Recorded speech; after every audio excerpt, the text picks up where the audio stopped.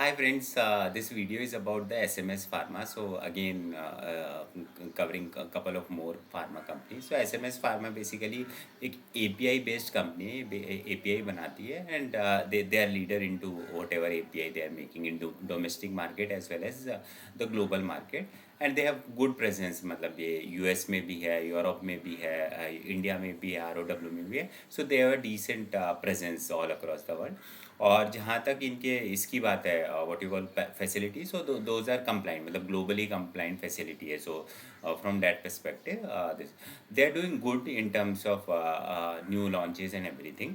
अगर इनके नंबर्स की बात करें, बिकॉज इनका कुछ ट्रांसक्रिप्ट नहीं मिला है मुझे इस क्वार्टर का, so basically basis the their media release और पीपीटी के बेसिस पे ही बात करें तो जहाँ तक रेवेन्यू की बात है तो इन Q3 their revenue has grown by 21% and surprisingly 9 month also their revenue growth is 21% only.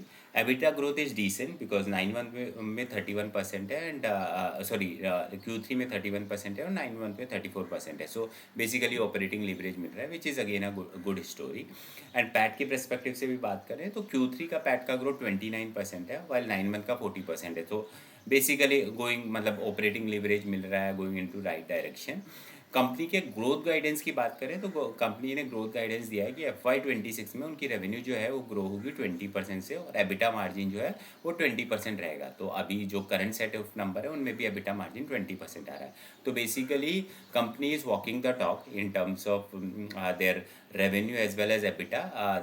What ever they have committed कि 20% रेवेन्यू ग्रो करेगी और 20% का एबिटा मार्जिन होगा. They have delivered that till 9 month as well as Q3.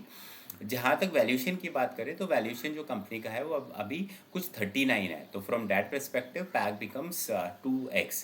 Plus उन्होंने FY27 का कोई guidance नहीं दिया. अगर FY27 का कोई गाइडेंस नहीं दिया है तो it becomes difficult to sort of see की वेदर FY27 भी अगर वो 20% से ग्रो करेंगे then it's a relatively expensive bet. On growth levers and everything they are investing in new facility जिसपे 280 करोड़ इन्वेस्ट करने वाले हैं. तो मतलब वो फैसिलिटी कब बुक होएगी, बिकॉज डेप्रिसिएशन तो डे 1 से आना लग जाएगा. तो from that perspective also it became a derailer when it comes to the pad growth and everything. But all in all, decent company, while valuation seems to be bit stretch. No buy and sell recommendation. Thank you.